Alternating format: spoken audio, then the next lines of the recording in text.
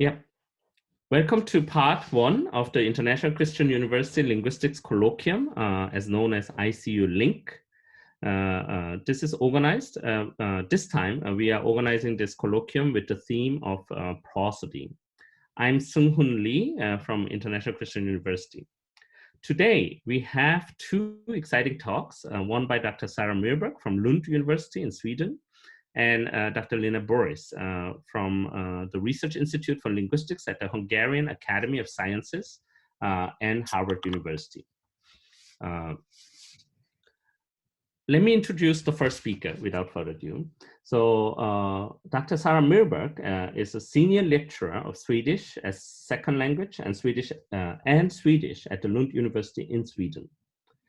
Sara works primarily in the project South Swedish and Danish intonation system at the moment. And in that project, she investigates the transition between North Germanic and West Germanic dialects. Most of her previous research concerns the intonation of Stockholm Swedish. Personally, actually, Sara and my paths first crossed when we both attended the Phonology Fest that was held in Bloomington, Indiana in 2006.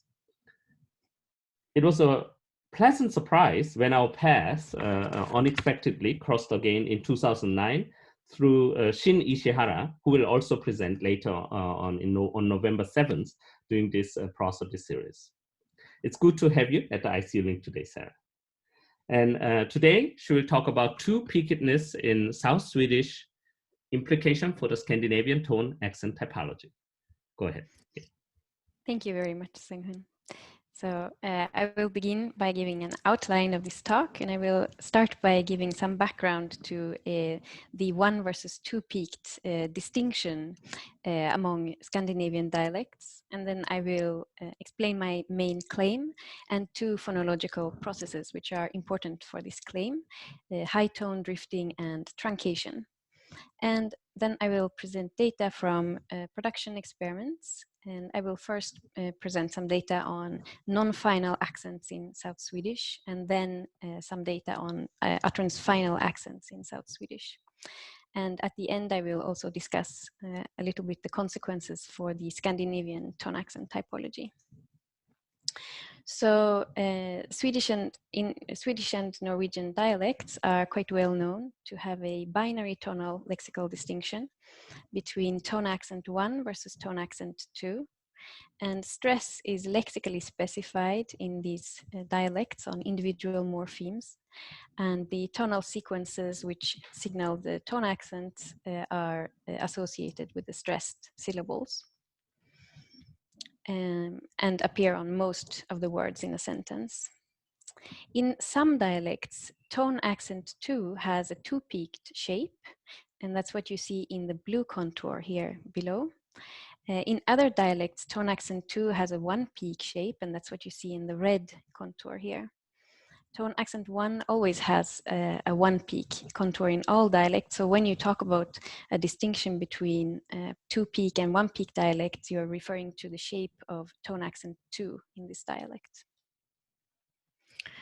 The second peak of the two-peak dialects has been said to signal focus, and it does not appear in all positions of the sentence. So even in a two-peak dialect, some one-peak contours will appear, and actually the distribution of this second peak in the two-peak contours has been shown to be also rather complex, so it doesn't only signal focus, but it also appears in sentence initial position, and you will see some examples of that later. I will return to that. The main claim of this talk is that the one versus two-peaked peakedness, I'm sorry, the one versus two-peakedness, sorry. So this one versus two-peakedness has been a very important distinction in the tone accent typology of Scandinavia, and it has been very important for how we conceive the difference between different types of dialects, and it has been said to reflect the divide between two profoundly different types of tonal systems in Scandinavia. where the two-peak dialects have been said to add this extra second peak in order to signal focus and also other types of prominence, whereas the one-peak dialects have been said to have no extra tonal gesture for the signal of focus, but instead use only scaling for this. And the main claim of this talk will be that, in fact, this one versus two-peakedness is not a binary distinction as it has been perceived before, but it's actually a continuum. And this continuum between one and two-peak dialects can be understood in terms of two phonological processes, which I will refer to as high tone drifting and truncation. And dialects allow these two processes to different extents. And the more restrictive a dialect is with respect to these two processes, the more two-peaked it will be. And the more it allows these two processes, it will look more one-peaked. And our previous work has primarily studied one-word utterances or quite short utterances. And this work shows that in order to increase or move further in the understanding of the prosodic typology of Scandinavia, it will be necessary to look at longer sentences and take also several positions within utterances into account. So high tone drifting is seen here in A, and that's where you have a nuclear accent on the initial word here, tongen. It's an accent 2 word meaning seaweed. And the tone that you see here is a high-low contour, which is realized within this word. And then you have the high tone, which has drifted away and is not realized until the next, together with the next associated tone on the tonal tier. And then this is a characteristic of this tonal drifting, that it continues until the next tone on the tier, on the tonal tier, and it will drift across prosodic word edges and also prosodic phrase edges, but not across utterance edges. And here we see the alternative realization with no drifting. And there you see that the two-peak contour appears inside the focused word, so that both tonal high targets are realized in this two-syllable, bisyllable word. Now, the other process is truncation, and that refers to when the second peak of this two-peak contour is not realized. And I will assume here that this happens because there is simply a lack of space for this tone to be realized on. And before moving on, I would like to show you the geographical distribution of these two-peaked contours with and without drifting. So we start by looking at Stockholm Swedish, which is known to be a two-peak dialect since the work of Gösta Borise in 1977. And you see that this has a two-peak contour where the second peak is early, realized quite early, so there's no tonal drifting in the nuclear accents in Stockholm Swedish. But in Oslo, you have this tonal drifting, so the second peak will be realized much later, and this has also been described for the areas around Gothenburg, so West Swedish. And this talk is about what happens in this region called Scania, the South Swedish area, and it has been previously described as a one-peak dialect, and I will show here that it is, in fact, a partly two-peak dialect. And so now to the experiment, and I start by showing you the utterance, non-utterance-final positions. So the sentence says that are included in this production experiment are subject initial sentences, and the subjects consist of a noun phrase, and there are two different lengths of this noun phrase, the long or the short. And an example of a long noun phrase is the long roll with striped linen was sold last week. Den långa rullen med randigt linne blev såld förra veckan. And an example of a short sentence is the long roll was sold last week. So den långa rullen blev såld förra veckan.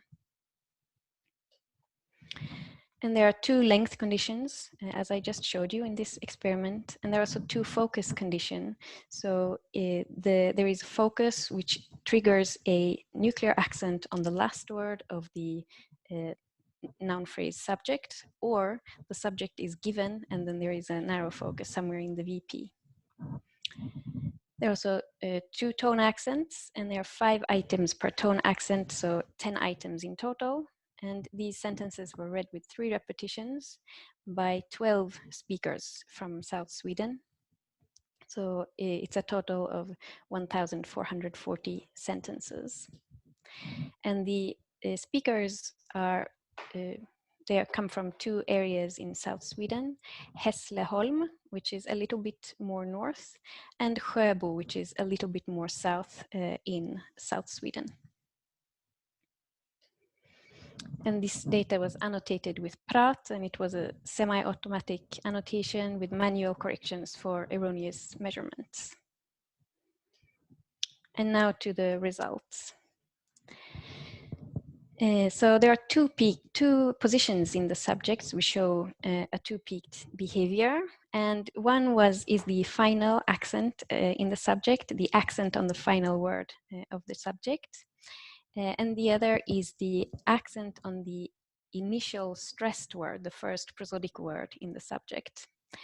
And what we see here is an accent which is very similar or entirely parallel actually to what has been described for Stockholm Swedish before, and I have called it an initiality accent in previous work.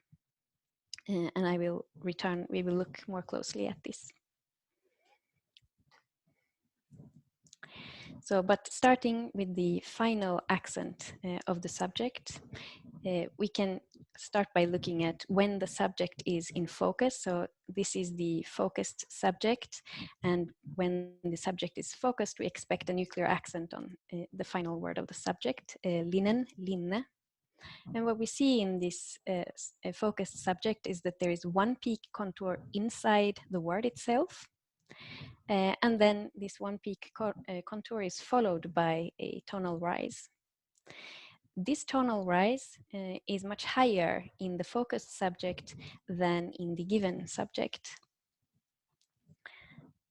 And this pattern is general for at least 4 of the speakers from Hässleholm and 3 of the speakers from Sjöbo. So not everyone has this pattern, but 7 speakers in total. And for these speakers, the scaling of the second peak, which does not appear inside the nuclear accented word, but after it, correlates with focus given. So we can say that the second peak is used to express focus. And this is what has been shown for Stockholm Swedish as well, which is a very prototypical two-peak dialect. And we can move on to look at the initial word in the subject, where we see a similar pattern, but opposite. So first, here is the initial word, and we see the one peak pattern in this initial word, and then the rise toward the accent in the second word. And here, the second peak is lower if there is a nuclear accent in the subject, and higher if there is a non-nuclear accent in the subject. And this pattern is also entirely parallel to what you see in Stockholm Swedish, where you also see a higher peak with a non-nuclear accent and a lower peak with a nuclear accent. And 4 of the speakers from Hässleholm show this pattern, and 3 speakers again from Sjöbo. So now in total, 2 speakers have no two-peak pattern, neither in the initial nor the final position of the subject, but the other 10 people have position, have a two-peakedness either in both these positions or in one of them. So the fact that the second peak is higher than the initial peak shows that in the given subject there is more initiality marking.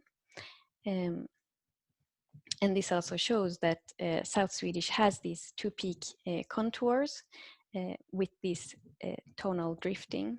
And the second peak seems to express both focus and initiality accent.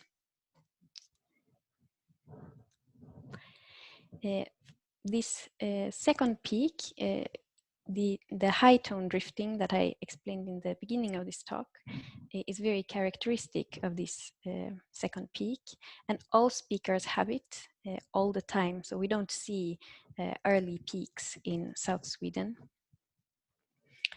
And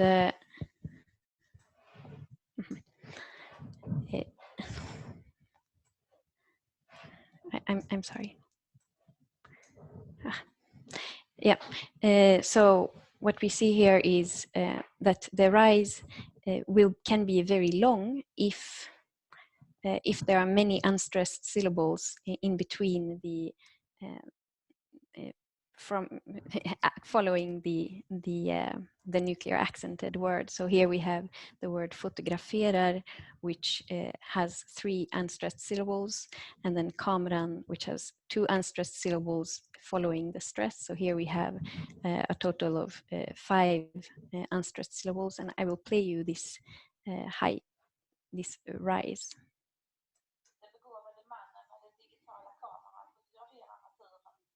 Yeah.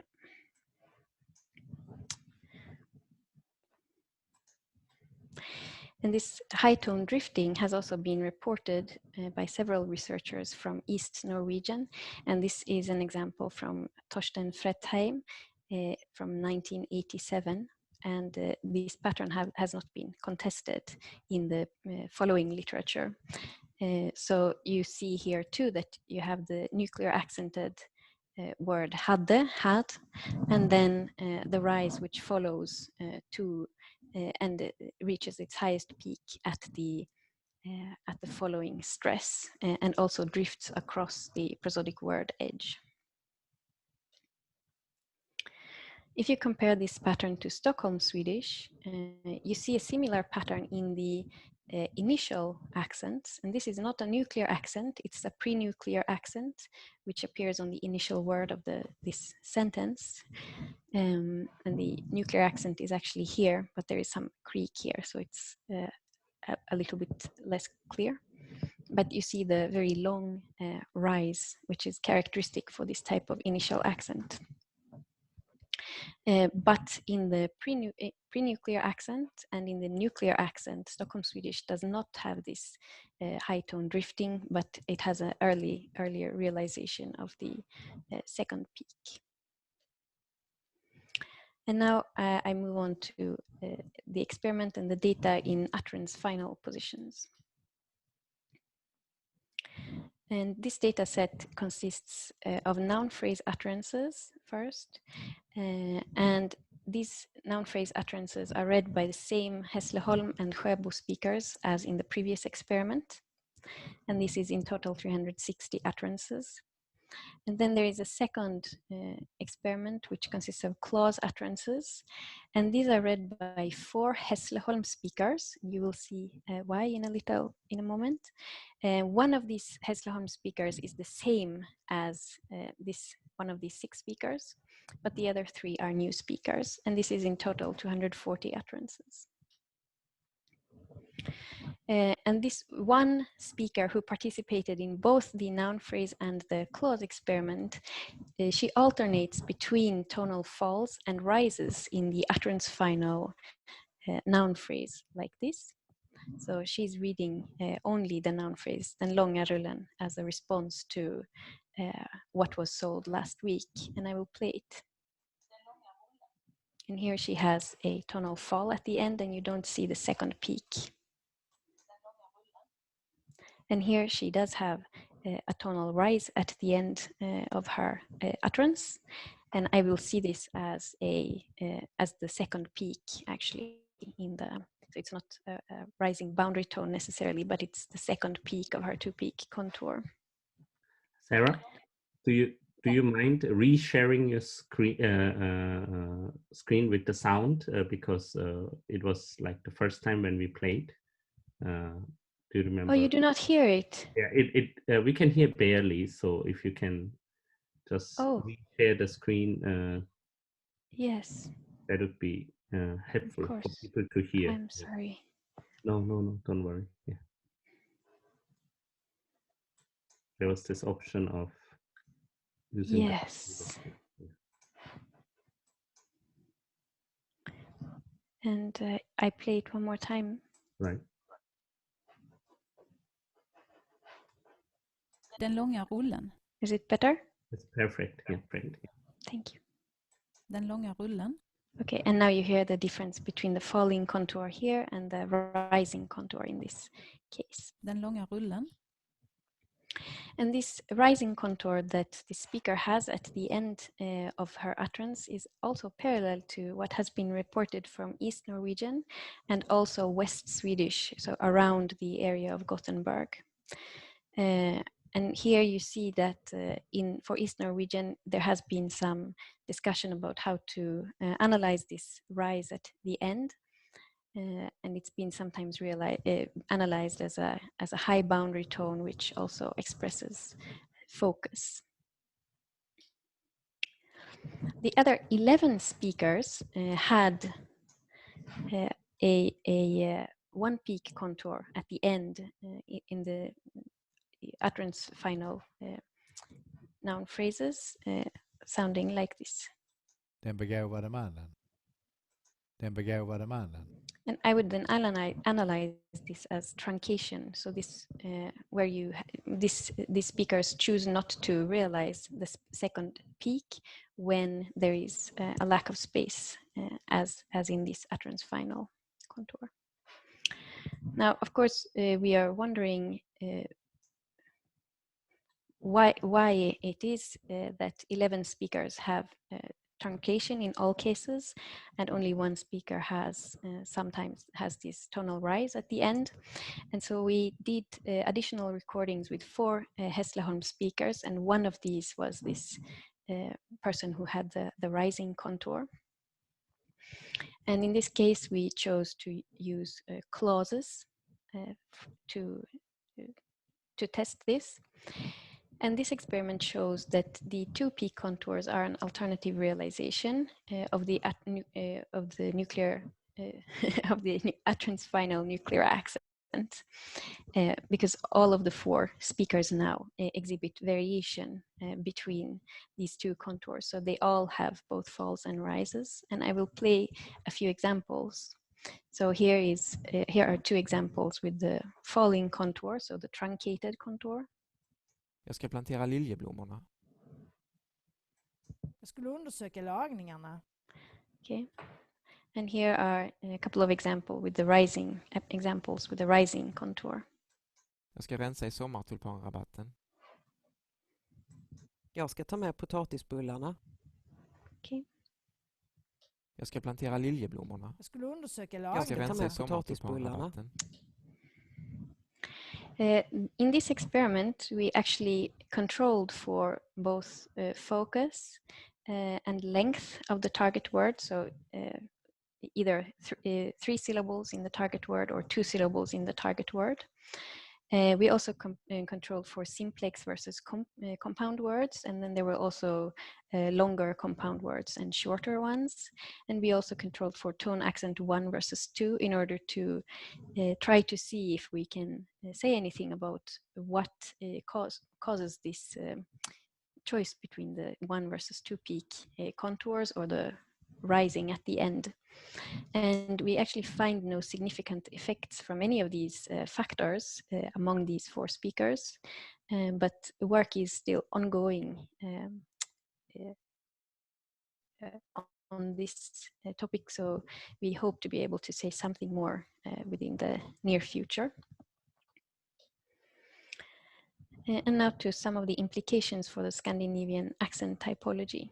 So when it comes to the one versus two-peaked dialects, it seems that these must be seen as several closely related systems, and they are organized on a continuum.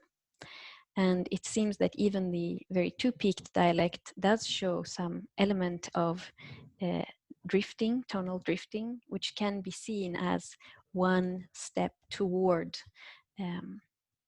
one-peakedness, so to say. Because this also provides a new perspective on drifting as it has been described in Oslo Norwegian and Gothenburg Swedish as precisely a step toward one-peakedness. So it's not merely a distinction between two ways of realizing the two-peak contours, but it also shows, or it's also some step toward a different type of system, the one-peak system. And one hypothesis could be that drifting requires less effort than no drifting, where you realize the tonal contour, the two peaks on a short space, in a small space. And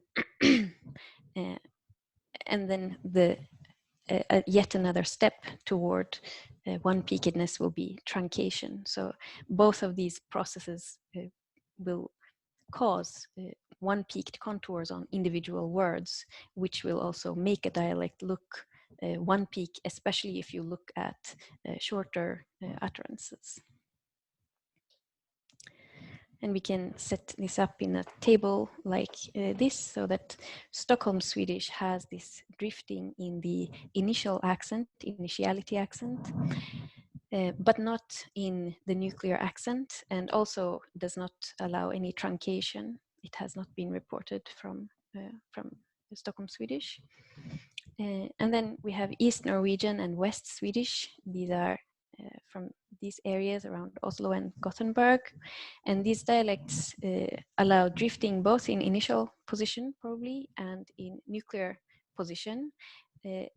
Initial position has not been specifically studied for these dialects, but it seems that they have drifting in all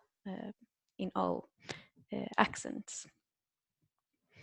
And then there will be South Swedish, which always has drifting in all accents, as far as we can see, and then also allows truncation in the phrase final positions.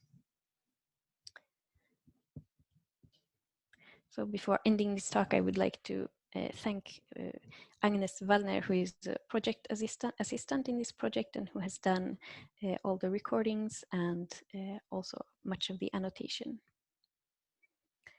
So thank you very much for listening. Thank you.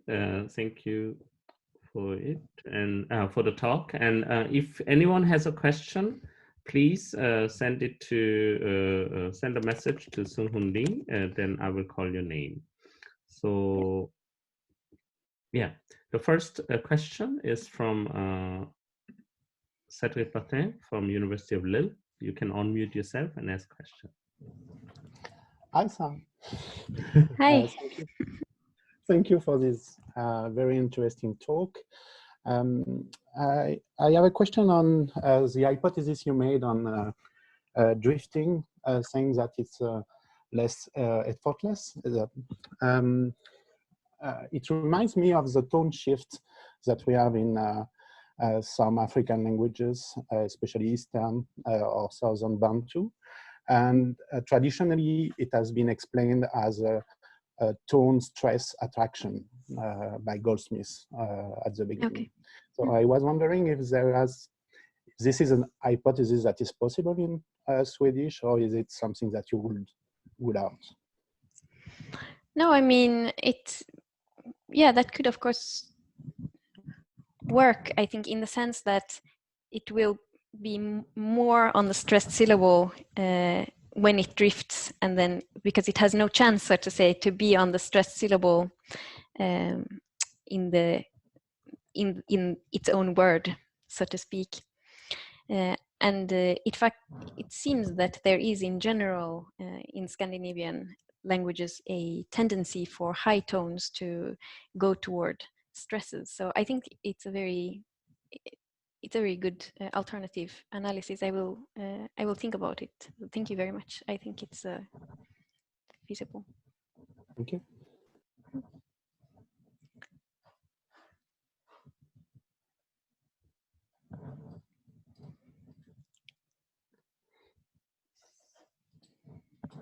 Anyone who has a question? So I was organizing things, so I don't know whether I got everything of your talk, but like, let me ask a quick question. Like, it seems like, so is it right to understand that some of the South Swedish dialects are basically maybe showing a tendency that looks like a one-peak accented? Is that basically? That's what. Yes. Yeah. Yes, especially if you look at like one-word utterances, and if you find the speaker who has a strong tendency to truncate, of course you will have a hard time seeing the second peak. And even if you look in a longer sentence, you have to look at probably a structured set of sentences to be able to really identify the second peak as belonging to the previous word, in the sense that you need to see whether it correlates with the focus on the previous word, so to say. Can you then imagine like a language or one of the dialect moving away from the one-peakedness and then move to a two-peakedness kind of system as well? Like, because now we see this like more or less look like a two-peakedness going to one-peakedness. Would the other direction also be somehow expected in some sense? Yes, I mean, from the data that I have presented here, I suppose you could interpret in both directions, right? So either it could be the case that everything is becoming two-peaked, or it could be the case that everything is becoming one-peaked, sort of with development. Yeah. It's hard to. I cannot give a definite answer to that. One way of sort of continuing to think about this is by using the hypothesis about where the origin of the tone accent, and there are two alternative hypotheses, right? One where the two-peaked is the original one, and one where the one-peaked would be older. So yeah, I'm probably leaning toward the two-peaked being the older one, but we have to continue to think about that. Thank you. Next is Caroline Ferry. You can unmute yourself and ask the question. Hi, Sarah. Hi, Caroline. So first, excuse me, I was a little bit distracted at the beginning of your talk where I spilled coffee all over the place and I had to clean. Oh no. That's the disadvantage of being on Zoom, right? So I have a question about the significance, so to say, of the disappearance of the two peaks. Would it mean that you have at the end a neutralization between accent 1 and accent 2? That would be my first question.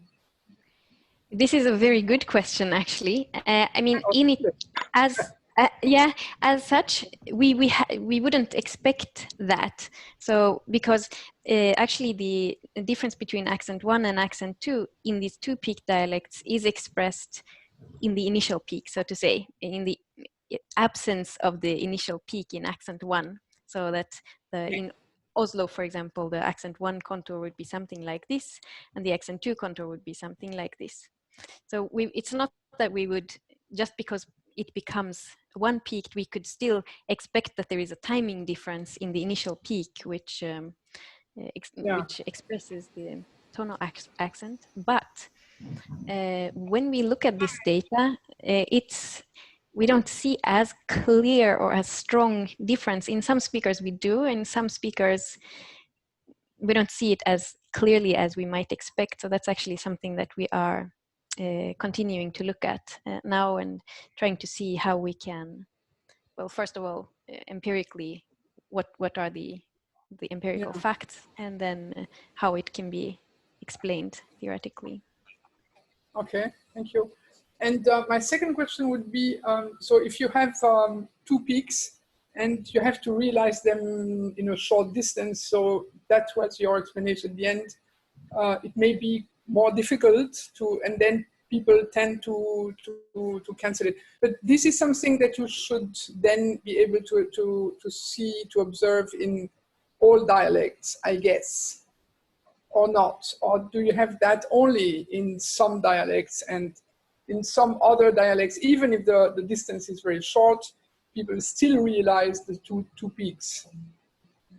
Like so it seems that this happens in South Sweden. My thought at the moment is that first the drifting would happen, and once drifting has started to become a general, actually you are realizing many words with one peak contour, which might after some time cause the second peak to sort of lose its importance, which makes it easier to truncate. But there is no truncation as far as I have seen in the literature reported from Oslo or Gothenburg, but these dialects are also not very well studied. So it's a bit, yeah. Okay. Okay, but that would be interesting, right? To have the length of the expression of the subject or the object in your examples, and then take a look at whether the length of the constituents make it. Yeah, actually, we did that. So we have a long compounds, and we have also 3-syllable words versus 2-syllable. But we don't see that. But we also have only 4 speakers. So we are trying to continue to, and it could also be different types of focus, maybe, or. I see. Yeah. We're trying to. And also the position of the focused elements, whether it's at the end or not at the end. So the speakers who had both possibility, the fall and the rise at the end, you showed us examples, but they were always at the end of the sentence, right? Yeah. That's what you showed. It doesn't mean that you don't have examples where it happens also earlier in the sentence, but we saw examples at the end of the sentence. It seems that, so that's kind of the first experiment where you see non-initial accents, and there you see that 10 speakers have a rise after the nuclear accents, which correlate. So there it seems much more general in the non-initial position. And in the final position, it starts becoming truncated. And I don't know if we can talk about truncation, because this is also a question, right? Those speakers who don't have the second peak in the medial position, how to analyze their. Yeah, it's very interesting. I have the impression you can do research for the rest of your life, right? Yeah. Okay. Thank you very much. Thank you, Caroline. So thank you. It seems like we are now approaching the end of the first talk. Thank you, Sara. The recording will now start.